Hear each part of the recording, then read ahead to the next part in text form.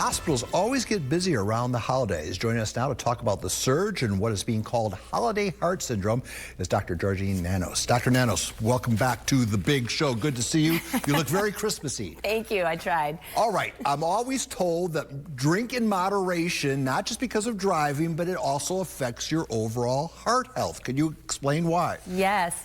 So holiday heart syndrome is a real medical phenomenon that happens around the holidays because we have this perfect storm of events that's happening.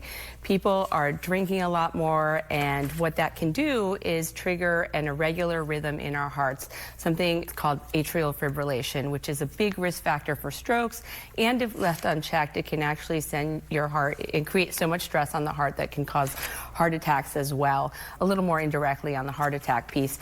But it is a real phenomenon. Alcohol is a big factor, dehydration, emotional stress, lack of sleep, all of that stuff that we tend to experience around the holidays comes together in a perfect storm, and that can destabilize our heart rhythms and create this condition that can create all this stress on the heart. Is it the amount of alcohol or the kind of alcohol, or does It's not so much the kind, it's the amount. And so if you're not used to drinking a lot and all of a sudden you're doing a lot of binge drinking, that can do it. It can destabilize your heart rhythms. It can increase your stress hormones like cortisol, and that creates a lot of stress on the heart as well.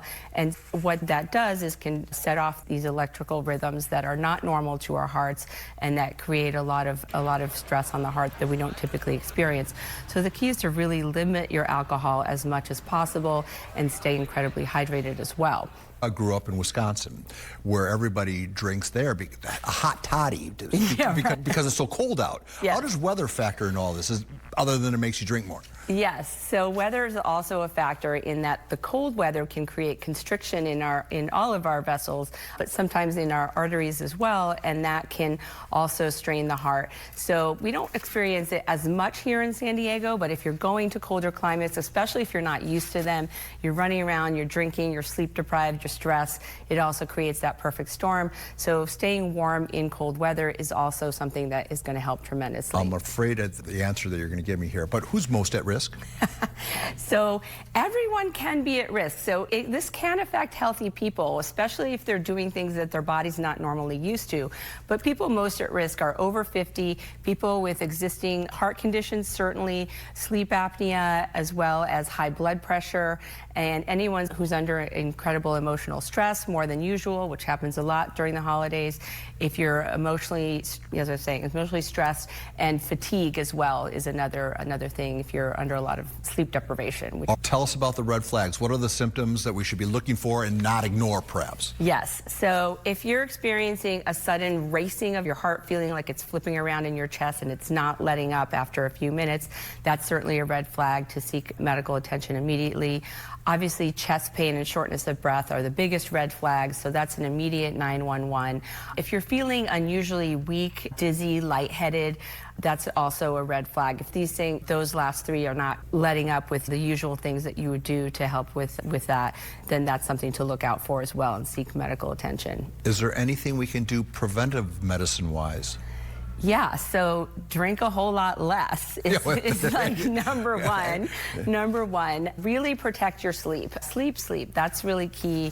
Even just getting a few extra minutes than you normally do at night. Knowing your limits. This is an emotional time of year for a lot of people, and so that emotional stress is a big deal as well.